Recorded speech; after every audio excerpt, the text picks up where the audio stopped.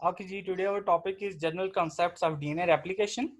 ठीक है, और हमने स्टार्ट करना है डीएनए रेप्लिकेशन। इससे पहले हम जो है जीनोमिक ऑर्गेनाइजेशन स्टडी कर चुके हैं और बेसिक कॉन्सेप्ट्स ऑफ जेनेटिक्स भी हम देख चुके हैं। So section 1, general concepts of DNA replication. So what is DNA replication? Reaction in which daughter DNAs are synthesized using the parental DNA is the template। तो अब क्या होगा कि हमारे पास क्या है कि वो रिएक्शन जिसमें आपके पास डॉटर डीएनए की सिंथेसिस हो by using parental DNA as a template. तो टेम्पलेट क्या होगा? आपके पास वो बेस होगी, वो स्ट्रक्चर होगी जिसको देखते हुए हमारे पास न्यू डॉटर स्ट्रैंड की सिंथेसिस होगी। So template is always the parental DNA strand. ठीक है। So DNA replication is the transferring of the genetic information to the descendant generation with a high fidelity। high fidelity क्या होती है? Accuracy के साथ हमारे पास ट्रांसफर होगी जेनेटिक इंफॉर्मेशन की from the ancestors to the descendant generation। ठीक है, इसमें क्या होता है आप देख सकते हैं जी, पेरेंटल डीएनए है, आपके पास दो डीएनए स्ट्रैंड्स थे, इसके इनकी रेप्लिकेशन हुई, ये दोनों स्ट्रैंड्स ओपन हुए अलग अलग से, और इनके अगेंस्ट जो है हमारे पास क्या हुई, आपके पास न्यू डीएनए की स्ट्रैंड की सिंथेसिस हुई, और as a result daughter strand आपके पास दो बन गए हैं जो कि आइडेंटिकल होंगे आपके पेरेंटल स्ट्रैंड के। इन दोनों डॉटर डीएनए में आपके पास एक एक टेम्पलेट स्ट्रैंड जो है आपके पास डीएनए आपके पेरेंट्स की तरफ से मिला है आपको, और एक एक जो है आपके पास न्यूली सिंथेसाइज्ड स्ट्रैंड होगा जिसको हम क्या बोलेंगे? डॉटर स्ट्रैंड बोलेंगे। अब जो डॉटर स्ट्रैंड सिंथेसिस होती है, the nature of DNA replication is the series of 3 prime to 5 prime phosphodiester bond formation catalysed by a group of enzyme. इसमें जो ग्रुप ऑफ एंजाइम्स इन्वॉल्व होते हैं उनको हम डीएनए पॉलीमरेसेस बोलते हैं, और वो क्या करते हैं? 3 prime to 5 prime phosphodiester bond की फॉर्मेशन करते हैं। अब क्या हुआ कि आप यहाँ पे देखेंगे B3 की बात हम कर रहे हैं, यहाँ पे क्या होता है, इसके 5 प्राइम एंड पे हाइड्रोक्सिल ग्रुप मौजूद होता है। जो 5 प्राइम एंड पे हाइड्रोक्सिल ग्रुप मौजूद होता है, तो आपके पास न्यू न्यूक्लियोटाइड जो होता है आपके पास, this is a new nucleotide, उसके हमारे पास जो है 3 प्राइम सॉरी हमारे पास जो है this is a 3 prime and, ठीक है, and this is a 5 prime and. तो 5 प्राइम एंड पे आपके पास जो होता है फॉस्फेट ग्रुप लगे होते हैं। तो अब क्या होता है, इन दोनों का आपस में इंटरेक्शन होता है, रिएक्शन होता है, एज अ रिजल्ट आपके पास दो हमारे पास फॉस्फेट और यहाँ से एक हाइड्रोजन आपके पास रिलीज हो जाता है। एज अ रिजल्ट आपके पास एक फॉस्फेट जो है और यहाँ पे एक ऑक्सीजन, इनके दरमियान आपस में बॉन्ड बन जाता है यहाँ पे। So this bond is known as phosphodiester bond, और एज अ रिजल्ट आपके पास एक और न्यूक्लियोटाइड की यहाँ पे एडिशन होगी। अब ये देख रहे हो आपके पास जो टेम्पलेट स्ट्रैंड है ये उसी का उसी तरह से रहता है, जबकि हमारे पास जो सिंथेसिस हो रही है वो सिर्फ और सिर्फ आपके पास डॉटर स्ट्रैंड की हो रही है। सो जितनी भी चीजें हैं वो आपके पास according to the parental strand देख के होती हैं। अगर यहाँ पे ए है तो उसके अकॉर्डिंग यहाँ पे टी की इनकॉर्पोरेशन होगी, यहाँ पे आपके पास जी है तो यहाँ पे सी की इनकॉर्पोरेशन होगी। So this is how your base pairing occurs. सो आपके पास डीएनए रेप्लिकेशन सिस्टम में आपको चाहिए क्या क्या चीजें? सबसे पहली चीज आपको चाहिए जी आपका टेम्पलेट। टेम्पलेट क्या है? It is a double stranded DNA structure. ठीक है, सबस्ट्रेट आपको चाहिए जो कि डीएनटीपीज की फॉर्म में आपके पास मौजूद होगा। याद रखना है कि आपके आरएनए के केस में वहां पे जो आपको चाहिए होते हैं दैट इज आरएनटीपीज आर सिंपल, उनको हम एनटीपीज बोलते हैं। ठीक है, डी एंटीपीज यहाँ पे डी डोनेट कर रहे हैं जी, डी ऑक्सीराइबोन्यूक्लियोटाइड्स हैं। ठीक है, आपके पास जो इसमें राइबोज शुगर है उसके अंदर एक ऑक्सीजन की डेफिशिएंसी है। जबकि हम बात करते हैं आपको प्राइमर चाहिए, short RNA fragment with the free 3 prime hydroxyl and, जो आपको चाहिए होता है ये आपको 3 prime free hydroxyl and provide करे। जैसे हमने प्रीवियस रिएक्शन में देखा, अगर 3 प्राइम हाइड्रोक्सिल एंड नहीं होगा तो आपके पास डीएनए पॉलीमरेज जो है वो कभी भी आपके पास न्यूक्लियोटाइड की इनकॉर्पोरेशन नहीं कर सकता। That is why you need the primer, कि आपके पास जो है ये इनिशिएट करने के लिए आपके रेप्लिकेशन के प्रोसेस को जरूरी होता है। उसके अलावा आपको एंजाइम्स चाहिए, that is DNA dependent DNA polymerases, इसको डीडीडीपी बोलते हैं आपके पास, क्योंकि ये डीएनए पे डिपेंडेंट। का टेम्पलेट क्या होता है? आपके पास डीएनए होता है। इसी तरह से आपके पास अक्सर एंजाइम का एक नाम आता है डीएनए डिपेंडेंट आरएनए पॉलीमरेजेस, वो आरएनए को सिंथेसाइज कर रहे होते हैं, बेसिकली मैसेंजर आरएनए के सिंथेसिस में होते हैं। अदर एंजाइम्स काफी सारे हैं और प्रोटीन फैक्टर्स हम उनको फर्दर आगे स्टडी करेंगे। सो सबसे पहले हमें कैरेक्टर्स ऑफ द रेप्लिकेशन के पता होना चाहिए। जो कैरेक्टर्स क्या हैं जी आपकी रेप्लिकेशन के? रेप्लिकेशन के आपके 3 कैरेक्टर्स हैं, सेमी कंजर्वेटिव होनी चाहिए, बाई डायरेक्शनल होनी चाहिए और सेमी कॉन्टिन्यूस रेप्लिकेशन होनी चाहिए। What is semi conservative? आपके पास 3 तरह के मॉडल्स आपके पास प्रेजेंट हुए थे।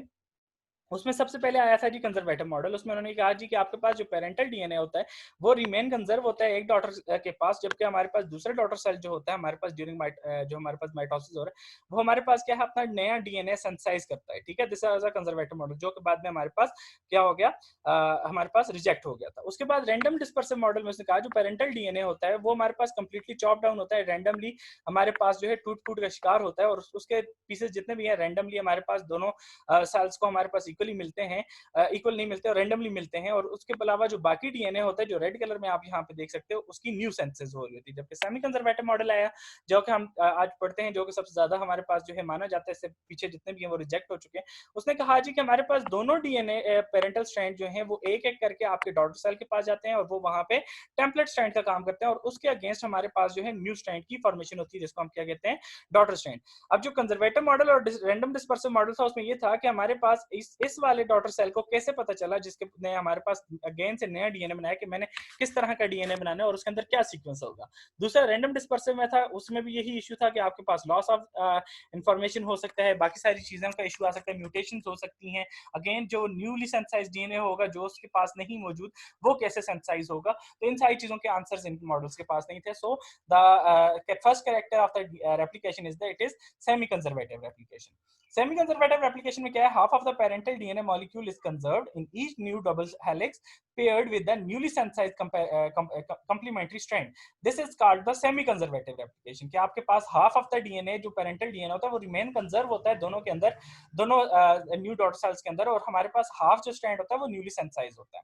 अब semi-conservative क्या बता रहा है जी, सबसे पहले आपके पास ये this is a parental DNA, ये आपके पास open up होता है और उसके अगेंस्ट ये blue जो है आपके पास DNTP शो कर रहे हैं, न्यू बेसिस हैं, और इनको देखते हुए न्यू बेसिस की इनकॉर्पोरेशन हो रही है, और जब न्यू बेसिस की इनकॉर्पोरेशन होती है दोनों तरफ तो हमारे पास रेड ओल्ड में शो हो रहा है, ब्लू में न्यू शो हो रहा है, तो आपके पास एक चीज हमें पता चल जाती है कि आपके पास ये इनके अंदर वही सीक्वेंस होगा जो आपके पास पेरेंटल डीएनए के अंदर था। फॉर एग्जांपल ये ए था, यहाँ पे जी सी टी ए टी, ठीक है। अब इसके अगेंस्ट आ गए T C ji A T A, ठीक है। फॉर एग्जाम्पल मैं कहता हूं यहाँ पे आपके पास था सीक्वेंस जो पेरेंटल बन रहा है T C ji A T A, ठीक है। अब जो न्यू स्ट्रैंड्स की इनकॉर्पोरेशन होगी वो इसको देखते हुए होगी, टी के अगेंस्ट हमेशा ए आएगा, ठीक है, सी के अगेंस्ट जो है हमारे पास जी आएगा, जी के अगेंस्ट सी आएगा, ए के अगेंस्ट टी आएगा, फिर टी के अगेंस्ट एडेनिन आ जाएगा, ए के अगेंस्ट हमारे पास थायमिन आएगा। तो this is the same sequence as with the parental DNA strand. तो हमारे पास इस तरह से हमारे पास जो न्यू स्ट्रैंड की फॉर्मेशन होती है और न्यू डीएनए सिंथेसिस होती है वो हमेशा पेरेंटल डीएनए के जैसे होता है। दैट इज व्हाई आपके पास डीएनए रेप्लिकेशन क्या है, सेमी कंजर्वेटिव रेप्लिकेशन है। इसका सिग्निफिकेंस ये है that the genetic information is ensured to be transferred from one generation to the next generation with a high fidelity. आपके पास with high fidelity accuracy, क्योंकि आपके पास एक already आपके पास एक टेम्पलेट मौजूद होता है जिसको देख के आपने बाकी सेंसस करनी है, तो that is why कि आपके पास वहां पे high fidelity अचीव होती है। Bidirectional replication क्या है जी, सेकंड कैरेक्टर ऑफ रेप्लिकेशन, कि आपके पास replication start from the unwinding of the double stranded DNA at a particular point called origin. जिस पॉइंट पे आपके पास जो है डीएनए सेंसस स्टार्ट होगी उसको हम क्या बोलेंगे, ओरिजिन बोलेंगे, ठीक है। Followed by census on the each strand, और उसके बाद दोनों स्ट्रैंड्स के ऊपर आपके पास क्या शुरू हो जाएगी, सेंसस शुरू हो जाएगी। The parental double stranded DNA and the two newly formed double stranded DNA formed a Y shape structure called the replication fork. अब वहां पे एक वाई शेप स्ट्रक्चर बनती है, उसको हम क्या बोलते हैं, रेप्लिकेशन फॉग। तो दो टर्मिनोलॉजीज यहाँ पे आ गई, पहली वो है जो आपने समझ रखनी है कि जहां से आपके पास पर्टिकुलरली वो पॉइंट जहां पे डीएनए रेप्लिकेशन स्टार्ट होती है उसको हम क्या कहेंगे, ओरिजिन बोलेंगे, और जहां पे आपके पास जो है पर्टिकुलरली आपके पास वो रेप्लिकेशन स्टार्ट हो जाएगी और उसके बाद आपके पास क्या होगा, स्पेसिफिकली वहां पे वाई शेप स्ट्रक्चर बन जाएगी, तो उसको हम क्या बोलेंगे, रेप्लिकेशन फॉर्क बोलेंगे। अब ये होता किस तरह देखते हैं। This is replication fork formation, कि आपके पास देखें आपके पास दो डीएनए पेरेंटल ब्लू में आपके पास पेरेंटल डीएनए स्ट्रैंड है, और आपके पास देखें कि आपके पास 3 प्राइम टू 5 प्राइम आपके पास जो है हमारे पास डायरेक्शन में आपके पास दोनों स्ट्रैंड्स के ऊपर सेंसेस हुई है। अब ये जो स्ट्रक्चर बन गई है this is a Y shape structure, ठीक है, this is just like a Y, ठीक है। तो आपके पास क्या है, this is known as replication fork. अब फॉर एग्जांपल वो इस पॉइंट पे स्टार्ट हुई है, so this point will be termed as origin, ठीक है। Direction of replication is always 3 prime to 5 prime. ये याद रखना है कि डीएनए जो स्ट्रैंड होगा उसमें आपके पास डायरेक्शन बहुत इंपॉर्टेंट होती है। अक्सर आपसे ये पूछा जाता है कि आपके पास during the synthesis of DNA और डीएनए रेप्लिकेशन, तो आपसे दो चीजें पूछी जा सकती हैं, आपके पास direction of the parental strand भी पूछी जा सकती है, direction of the daughter strand भी पूछी जा सकती है, of the synthesis of the new strand. तो आपके पास जो पेरेंटल स्ट्रैंड की डायरेक्शन होगी वो हमेशा 5 प्राइम टू 3 प्राइम होगी, वो क्या होगी आपके पास 5 प्राइम टू 3 प्राइम, जबकि न्यूली सेंसाइज्ड स्ट्रैंड की जो डायरेक्शन होगी it will always be from the 3 prime to 5 prime, और द डॉटर स्ट्रैंड की जो सेंसेस होगी वो उसकी सेंसेस हमारे पास किस डायरेक्शन में होगी, 3 prime to 5 prime. Bidirectional replication क्या है जी, कि once the double stranded DNA is open at the origin, two replication forks are formed spontaneously, दो रेप्लिकेशन फॉर्क बन जाते हैं। अब यहाँ पे हमने पीछे ये देखा था एक था, अब क्या है, फॉर एग्जांपल ये कुछ इस तरह से होता है। अब this is a single Y, इस तरफ और दूसरा y आपके पास इस तरफ, दैट इज जो कि हमारे पास इस तरफ जा रहा है और दूसरा y इस तरफ जा रहा है, क्योंकि दिस वाज द ओरिजिन, ठीक है, दिस वाज द ओरिजिन। अब इस तरफ हमारे पास एक रेप्लिकेशन फॉर्क बन गया है और दूसरा हमारे पास रेप्लिकेशन फॉर्क इस तरफ बन गया। देखें इस तरह से एक y बन रहा है, that is the second y। तो दो आपके पास दो रेप्लिकेशन फॉर्क बन रहे हैं, एक हमारे पास डायरेक्शन में इस तरफ मूव करेगा, दूसरा इस तरफ मूव करेगा। So that is why two replication forks are formed spontaneously. These two replication forks move into the opposite direction as the synthesis continues. तो ये इसी तरह से होता है, ये देख सकते हैं आप, रेप्लिकेशन फॉर्क्स जो हैं वो ऑपोजिट डायरेक्शन में मूव कर रहे हैं। जब भी हमारे पास जो होगा कि रेप्लिकेशन फॉर्क सिर्फ एक डायरेक्शन में मूव करेगा तो that will be termed as unidirectional replication, ठीक है। मगर ऐसा कभी भी नहीं होता कि आपके पास रेप्लिकेशन जो वो यूनिडायरेक्शनल हो। It is the character of replication that replication is always the by directional replication. इसके हमारे पास अगर प्रोकैरियोट्स की अगर हम बात करते हैं तो वहां पे हमारे पास सर्कुलर डीएनए पाया जाता है, और जब सर्कुलर डीएनए की हमारे पास रेप्लिकेशन होती है, वो जब ओपन होता है तो आपके पास ये जो स्ट्रक्चर बन रही है, it is similar to the theta. So that is why this replication in the prokaryotes is also termed as theta replication. आप यहाँ पे देख सकते हैं, these are the images proof कि आपके पास किस तरह से हो रही है replication on the DNA। यहाँ पे अभी दोनों स्ट्रैंड ओपन हुए हैं, अब ये स्ट्रैंड सेंटर वाला नीचे की तरफ मूव करता जा रहा है, इसके अगेंस्ट न्यू सेंसेस और ये होती जा रही है।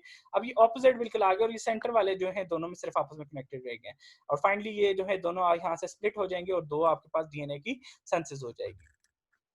रेप्लिकेशन ऑफ यूकैरियोट्स की अगर हम बात करें तो chromosomes of the eukaryotes have multiple origins. वहां पे हमारे पास एक ओरिजिन नहीं होता, वहां पे मल्टीपल ओरिजिन होता है। क्यों?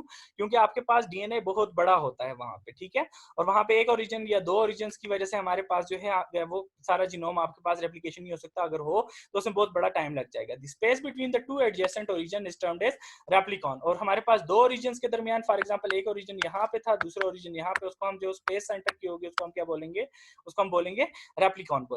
अब फॉर एग्जांपल ये आपके पास एक ओरिजिन है, this is the second origin. अब यहाँ से देखेंगे आपके पास बाई डायरेक्शनल मूवमेंट हो रही है, ये बबल ओपन होता चला जा रहा है क्योंकि इस तरफ भी मूवमेंट हो रही है, इस तरफ भी। अब ये सेकंड ओरिजिन की वजह से यहाँ से मूव हुई है। एट द एंड आपके पास फ्यूजन ऑफ द बबल्स हो जाती है आपके पास, और ये देखें आपके पास दोनों स्ट्रैंड्स अप्रोक्सीमेटली हमारे पास जो है इक्वली हो गए। अब फॉर एग्जांपल एक ही ओरिजिन होता तो इसको काफी टाइम लग जाता है यहाँ तक पहुंचने में, मगर ये वो दो हमारे पास ओरिजिन थे तो हमारे पास अप्रोक्सीमेटली हाफ टाइम में ये हमारे पास रेप्लिकेशन हो गई है।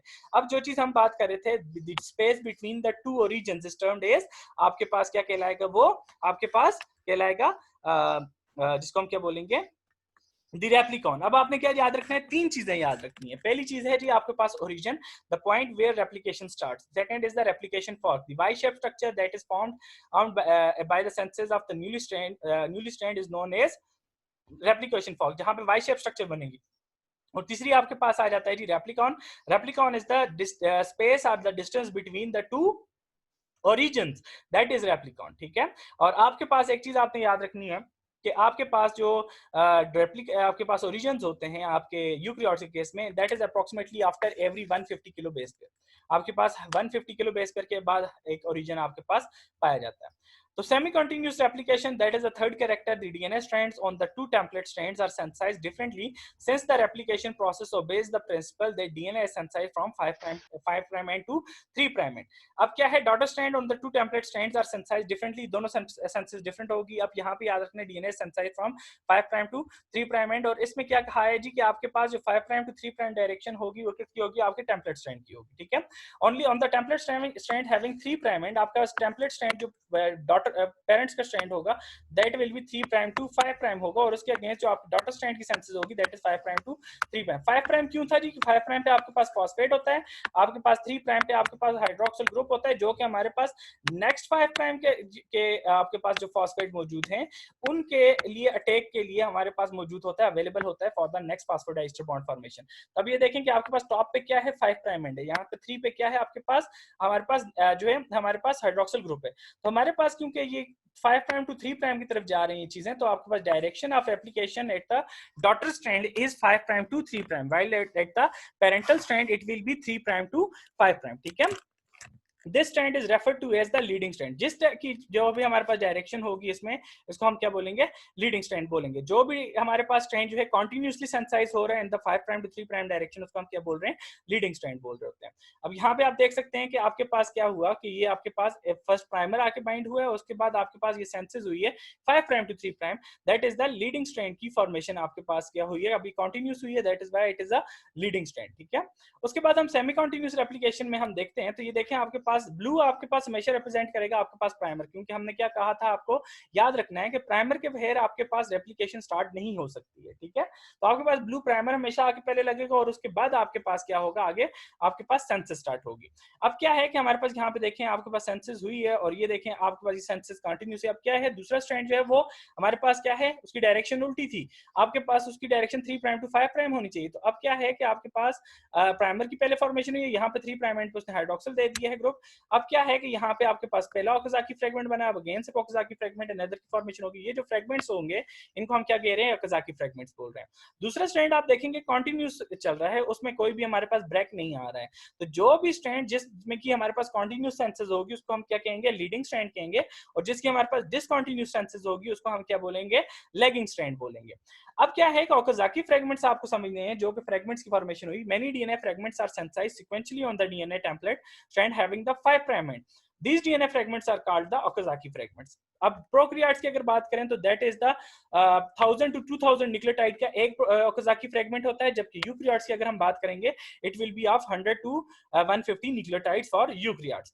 अब daughter strand consisting of Okazaki fragments is termed as lagging strand. अब क्योंकि वो पीछे रह रहा है ना, that is why it is termed as lagging strand. जो कि दूसरा होगा वो हमारे पास क्या कहलाएगा, हमारे पास लीडिंग स्ट्रैंड कहलाएगा। अब हमने क्या कहा जी कि आपके पास एक स्ट्रैंड की कॉन्टिन्यूस सेंसेस हो रही है, दूसरा स्ट्रैंड है उसकी डिसकंटिन्यूस सेंसेस हो रही है। तो हम इस पूरी ओवरऑल सेंसेस को क्या कह सकते हैं, एक कॉन्टिन्यूस है, डिसकंटिन्यूस है। कॉन्टिन्यूस और डिसकंटिन्यूस मिलके हमारे पास क्या कह रहे हैं जी, हम इसको कह रहे हैं it is basically a semi continuous, क्योंकि एक स्ट्रैंड जो है वो कॉन्टिन्यूस चल रहा है, दूसरा हमारे पास डिसकंटिन्यूस चल रहा है। So overall replication is semi continuous replication. So moving towards the enzyme of DNA replication, कि आपके पास कौन से एंजाइम्स हैं जो आपके पास रेप्लिकेशन में इन्वॉल्व है, दैट इज डीएनए प्रोकैरियोट्स की बात करें, DNA A protein, it is इसका फंक्शन क्या है जी, रिकॉग्नाइज करता है ओरिजिन को। डीएनए बी प्रोटीन ओपन करता है डबल स्ट्रैंडेड डीएनए को। डीएनए सी प्रोटीन असिस्ट करता है डीएनए बी को। डीएनए पॉलीमरेज आता है और एलोंगेट करता है डीएनए स्ट्रैंड को। उसके बाद डीएनए जी प्रोटीन, इसको अक्सर प्राइमेज भी कहा जाता है, सेंसाइज करता है प्राइमर को। एसएसबी प्रोटीन्स जो होती हैं ये सिंगल स्ट्रैंडेड बाइंडिंग प्रोटीन्स होती हैं, जो कि दोबारा से स्ट्रैंड को आपस में जुड़ने नहीं देती। और डीएनए टोपोइसोमरेज ये सुपर कॉइलिंग को खत्म करता है। अब देखते हैं हमारे पास ये करता किस तरह से। डीएनए पॉलीमरेज ऑफ प्रोकैरियोट्स जो है सबसे पहले हमारे पास जो है आइडेंटिफाई किए थे आर्थर कॉर्नबर्ग ने। आर्थर कॉर्नबर्ग ने 1858 उसने जो है इसको आइडेंटिफाई किया था और उसको की बेस पे उसको 1959 में नोबेल प्राइज भी मिला था। अब लेटर ऑन आपके पास डीएनए पॉलीमरेज 2 और डीएनए पॉलीमरेज 3 भी आइडेंटिफाई हो गए थे।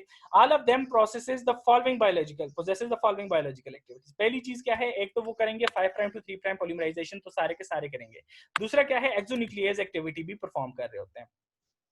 अब डीएनए पॉलीमरेज 2 की अगर हम बात करते हैं तो टेम्पररी फंक्शन करता है when DNA polymerase 1 and polymerase 3 are non functional.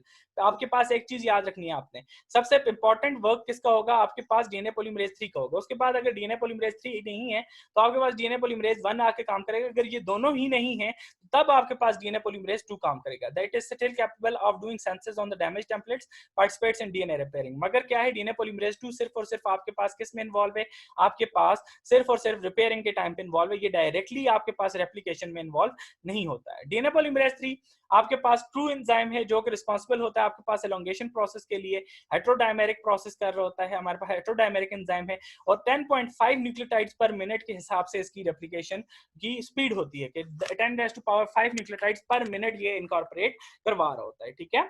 उसके अगर हम देखते हैं DNA structure of DNA polymerase, तो हमने क्या हेटेरोडाइमर है तो हमारे पास वेरियस नंबर ऑफ डाइमर्स इसमें मौजूद हैं, बीटा है, थीटा है, अल्फा है, एप्सिलॉन है, थीटा आ गया, गामा आ जाते हैं। मगर क्या इसने हाथ की तरह इसको जो है होल्ड किया होता है आपके डीएनए को, और ये क्या अगर एक स्ट्रैंड इस तरफ चला जाता है और दूसरा स्ट्रैंड स्ट्रेट मूव कर रहा होता है, और इसी तरह से आपके पास होगी सेंसेस आपकी। तो आपने याद रखना है जी, 3 आपके पास पॉलीमरेजेस हैं, पॉलीमरेज 1, पॉलीमरेज 2, पॉलीमरेज 3। पॉलीमरेज जो है 3 जो होता है वो आपके पास एक्चुअल रेप्लिकेशन करता है। अगर पॉलीमरेज 3 नहीं है तो पॉलीमरेज 1 आके वहां पे मोस्टली रिपेयर का काम करता है ड्यूरिंग रेप्लिकेशन, और उसके बाद हमारे पास अगर कोई म्यूटेशंस रहेगी आफ्टर रेप्लिकेशन तो उनको करेक्ट करने का काम आपका डीएनए पॉलीमरेज 2 कर रहा होता है। प्राइमेज जो है आल्सो नोन एज डीएनए जी, क्योंकि हमने प्रीवियस देखा था उसको वहां पे डीएनए जी बता रहा था, तो it is also known as primase. Primase का काम क्या है जी, ये हमारे पास सेंसाइज करता है primer by using free NTPs as the substrate and the single stranded DNA as the template. अब क्या है कि आपके पास यहाँ पे इंपॉर्टेंट चीज याद रखनी है कि आपके पास यहाँ पे यूज क्या हुआ है, एंटीपीज यूज हुए हैं। तो एंटीपीज यूज हुए हैं तो जो इसलिए कि हमारे पास डीएनए है तो वहां पे तो डीएनटीपीज यूज होने चाहिए थे, मगर क्या है कि डीएनटीपीज को इनकॉर्पोरेट करने के लिए हमें क्या चाहिए होगा, फिर डीएनए पॉलीमरेज चाहिए होगा। और डीएनए पॉलीमरेज एक सिंपल जो है without availability of 3 prime hydroxyl group वो एडिशन नहीं कर सकता, मगर प्राइमेज बाय यूजिंग एनटीपीज ये काम कर सकता है। तो ये क्या करता है, 20 से 30 न्यूक्लियोटाइड्स का एक फ्रेगमेंट शुरू में सिंथेसाइज करता है सिंगल स्ट्रैंड के ऊपर, ताकि वो एक 3 प्राइम हाइड्रोक्सिल ग्रुप प्रोवाइड करें बाद में डीएनए पॉलीमरेज के लिए, ताकि वो वहां पे क्या करे, ऐड करे डीएनटीपीज। तो याद रखना एक चीज आपने, प्राइमर जो बनेगा वो it is RNA in nature, क्योंकि इसमें एनटीपीज मौजूद है। इसमें जो राइबोज है उसके अंदर ऑक्सीजन की डेफिशिएंसी नहीं है, ठीक है। तो ये बाद में हमने रिमूव भी करना है डीएनए के अंदर से, ये वहां पे हम छोड़ नहीं सकते हैं। And primers are the short RNA fragment of the several decades of the nucleotide long. अब क्या होगा, सबसे पहले आप देख सकते हैं डीएनए टेम्पलेट है, प्राइमेज आएगा और यहाँ पे आरएनए प्राइमर बनाएगा। और ये आरएनए प्राइमर हम इसको क्यों कह रहे हैं, क्योंकि इसके अंदर क्या मौजूद है, एनटीपीज। ये 5 प्राइम टू 3 प्राइम इसने डायरेक्शन बनाया। अब क्या हो गया, कि यहाँ पे क्या हो गया, 3 प्राइम पे आपको हाइड्रोक्सिल ग्रुप मिल गया। तो अब क्या होगा, आपका डीएनए पॉलीमरेज आएगा और यहाँ पे बाय यूजिंग डी एनटीपीज, ये डिफरेंस आपने बस याद रखना है। यहाँ पे डी एनटीपीज होंगे और यहाँ पे विद द हेल्प ऑफ एनटीपीज। तो आपके डी एनटीपीज को यूज करते हुए आपका डीएनए पॉलीमरेज यहाँ पे आगे फर्दर सेंसेस करेगा और आपका आरएनए जो हमारे पास प्राइमेज है, वो आरएनए जो प्राइमर बनाएगा it is only of 20 to 22 और 18 to 22 न्यूक्लियोटाइड्स लॉन्ग होता है, इतना लंबा नहीं होता। उसके बाद आप हेलिकेज एंजाइम है, also referred as DNA B, it opens the double stranded DNA with consuming ATP and the opening process with the assistance of DNA A and DNA C। अब ये इसको असिस्ट कौन कर रहे होते हैं जी, आपके पास DNA A और DNA C इसको असिस्ट कर रहे होते हैं। क्यों, क्योंकि DNA A जो है वो हमारे पास ओरिजिन को आइडेंटिफाई कर रहा होता है, DNA B जो है वो वहां पे जाके उसको ओपन अप कर रहा होता है, डबल स्टैंडर्ड डीएनए को बबल फॉर्मेशन कर रहा है। और आपके पास DNA B को हमारे पास असिस्ट कौन करेगा, DNA C असिस्ट करेगा। SSB प्रोटीन आपके पास फर्दर आ जाती है कि जब आपके पास डीएनए स्ट्रैंड अगर ओपन हो गया तो वो दोबारा से जुड़ भी सकता है वापस, क्योंकि उसके तो कंप्लीमेंट्री बेसिस हैं। तो उसको प्रिवेंट करने के लिए आपके पास क्या मौजूद होती है, एसएसबी प्रोटीन मौजूद होती है। SSB protein maintain the DNA template in a single stranded form in order to prevent the double stranded DNA formation and protect the vulnerable single stranded DNA from nucleases. और आपके पास nucleases से आपके पास बचा रहे होते हैं। टोपोआइसोमरेजेस, समटाइम्स आप जब डीएनए को ओपन करते हैं तो डीएनए हमने क्या कहा था, सुपर क्वाइल्ड फॉर्म में मौजूद होता है। तो इसकी वजह से आपके रेप्लिकेशन फॉर्क के आगे क्या है, सुपर क्वाइलिंग आ जाती है। अब इस सुपर क्वाइलिंग को हमारे पास रिलीज करने के लिए आपके पास स्पेसिफिक एंजाइम है जिसको हम क्या कहते हैं, टोपोआइसोमरेजेस।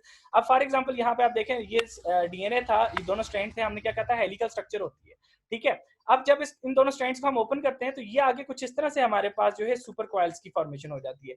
अब क्या होगा, इन सुपर क्वाइल्स की वजह से हमारे पास ये आगे हमारे पास कोई भी एंजाइम वर्क नहीं कर पाता, वो मूव नहीं कर पा रहा होता। तो इस चीज को खत्म करने के लिए कौन सा हमारे पास एंजाइम है, द एंजाइम इज टोपोआइसोमरेज। अब टोपोआइसोमरेज हमारे पास 3 स्टेप्स में काम करता है और इसकी 2 हमारे पास क्लासेस हैं, टोपोआइसोमरेज 1 एंड टोपोआइसोमरेज 3। मगर हम ओवरऑल एक पहले इसका स्टेप देखते हैं कौन से 3 स्टेप्स फॉलो करेगा। पहला क्या करेगा, क्लीवेज करेगा 1 और बोथ स्ट्रैंड। पहले क्या करेगा, एक स्ट्रैंड की या दोनों स्ट्रैंड्स की हमारे पास क्लीवेज कर देगा। उसके बाद passage of the segment of the DNA through this break, और उसके बाद उस ब्रेक में से उस पैसेज को घुमाएगा और उसके बाद दोबारा से उस डीएनए स्ट्रैंड को जोड़ देगा, रीसील कर देगा। टोपोआइसोमरेज 1 जो है इसको हम जो है ओमेगा भी बोलते हैं, ठीक है, omega protein in prokaryotes. It cuts the phosphodiester bond on only 1 DNA strand. अब ये सिंगल डीएनए स्ट्रैंड के ऊपर कर रहा है, that is why it is termed as topoisomerase 1। And rotate करता है उसी तरह से ब्रोकन डीएनए को फ्रीली, और उसके बाद जो है जब वो रिलैक्स फॉर्म में चला जाता है तो उसके दोबारा कट को दोबारा से रीसील कर देता है। DNA topoisomerase 2 it is also termed as gyrase, ठीक है, गायरेज का है। तो इसका काम क्या है, टोपोआइसोमरेज 2 है, तो ये क्या करेगा, दोनों डीएनए स्ट्रैंड्स को कट करेगा, आपकी जो सुपर कॉइलिंग आगे आ गई है उसको खत्म करेगा, और उसके बाद क्या करेगा, फॉस्फोडाइस्टर बॉन्ड की दोबारा से फॉर्मेशन कर देगा। अब क्या है, एक चीज याद रखनी है, जब आपके पास DNA more and more coil होता जाएगा, तो हमने प्रीवियस लेक्चर में पढ़ा था, it is termed as positive super coiling. जबकि हमारे पास अगर उसकी कॉइलिंग कम होगी, that is termed as negative super coiling. So topoisomerases can change double stranded DNA into negative super coil state by the consumption of ATP. तो वो ATP को यूज करते हुए डीएनए को नेगेटिवली सुपर कॉइल फॉर्म में लेके आता है, मतलब उसको कम से कम सुपर कॉइल करते हैं, कम से कम रिलैक्स करते हैं। अब देखें डीएनए, ये यहाँ पे हमारे पास क्या हुआ, सेंसेस हुई, सबसे पहले हमारे पास प्राइमर आ गया, उसके बाद हमारे पास क्या हुई, एलोंगेशन हुई, उसके बाद हमारे पास प्राइमर है, ये एलोंगेशन ओकाज़की फ्रेगमेंट्स की बात हो रही है। यहाँ पर हमारे पास कहीं पे हमारे पास स्ट्रैंड्स आ गए हैं, हमारे पास उनकी इतनी सेंसेस हुई है। तो अब क्या होगा, उसके बाद आरएनएज एंजाइम आता है। आरएनएज एंजाइम क्या करता है कि आपके पास आता है और वो क्या करेगा कि हमारे पास यहाँ पे मौजूद जितने भी प्राइमर्स हैं उनको हमने कहा था कि खत्म करना है, वो आगे इसको खत्म कर देगा। उसको खत्म करने की क्या जरूरत थी, हमने क्या कहा था, वजह क्या है उसकी कि ये एंटीपीज इन नेचर होते हैं, इनके अंदर क्या मौजूद होते हैं, एंटीपीज मौजूद होते हैं। जब एंटीपीज मौजूद होंगे तो वो आरएनए इन नेचर है, वो डीएनए इन नेचर नहीं है, डीएनए न्यूक्लियोटाइड्स नहीं, उनको हमने डीएनए के अंदर से खत्म करना है। तो आरएनए इसी वजह से आता है और वो क्या करते हैं, इनको खत्म कर देता है। अब क्या हो गया, यहाँ पे 3 प्राइम एंड पे हमारे पास क्या आ गया, आपके पास हाइड्रोक्सिल ग्रुप आ गया। अब क्या होगा, वहां पे हमारे पास डीएनए पॉलीमरेज आएगा बाय यूजिंग डीएनटीपीज, उसने क्या कर दिया, सेंसेस कर दिया आगे तक। मगर इशू क्या आ गया, यहाँ पे फॉस्फेट। अब क्या होना चाहिए, न्यू न्यूक्लियोटाइड इनकॉर्पोरेशन या फॉस्फेडाइस्टर बॉन्ड बनने के लिए हमारे पास क्या है, यहाँ पे हाइड्रोक्सिल ग्रुप मौजूद है, मगर क्या है यहाँ पे हमारे पास फॉस्फेट एक नहीं, फॉस्फेट हमारे पास कितने होने चाहिए, 3, ताकि वो एक हाइड्रोजन और 2 फॉस्फेट आपस में रिलीज हो और ये ऑक्सीजन और फॉस्फेट आपस में बॉन्ड बनाते हुए यहाँ पे क्या बना दें, फॉस्फेडाइस्टर बॉन्ड बना दें। मगर due to availability of only 1 phosphate here, आपके पास क्या होता है, क्योंकि यहाँ पे ये इसका एक फॉस्फेट क्यों है, ये क्या आरएनए जो एंटीपीज थे यहाँ पे, ये वहां पे इसका बॉन्ड बना हुआ था और 2 फॉस्फेट पहले से रिलीज हो चुके हैं हाइड्रोक्सिल ग्रुप के साथ। तो आपके पास क्या होगा, वहां पे फिर आता है DNA ligase. DNA ligase simple आपके पास निक सीलिंग का काम करता है, वो बॉन्ड बनाने का काम करता है, वो यहाँ से हाइड्रोक्सिल ग्रुप को रिलीज कर देता है, हाइड्रोजन को रिलीज कर देता है और आपके पास ऑक्सीजन और फॉस्फेट का बॉन्ड बन जाता है और आपके पास ये निक सील हो जाती है और एज अ रिजल्ट आपके पास बॉन्ड बन जाता है। So connecting 2 adjacent single-stranded DNA strand by joining 3' hydroxyl group and 1 DNA strand to the 5' phosphate of another DNA strand. ये काम किसके, आपके लैगेज के। Sealing the nick in the process of replication, repairing के process में भी, recombination और splicing के process में भी आपके पास ये सारा काम हो रहा होता है। तो आपके पास this is the basic introduction of the replication characters and the enzymes involved in the replication. So यहाँ पे आज का टॉपिक एंड करते हैं। नेक्स्ट वीक इंशाल्लाह हम process of replication in eukaryote and prokaryote study करेंगे। तब तक यहाँ पे हम आज का टॉपिक स्टॉप करते हैं।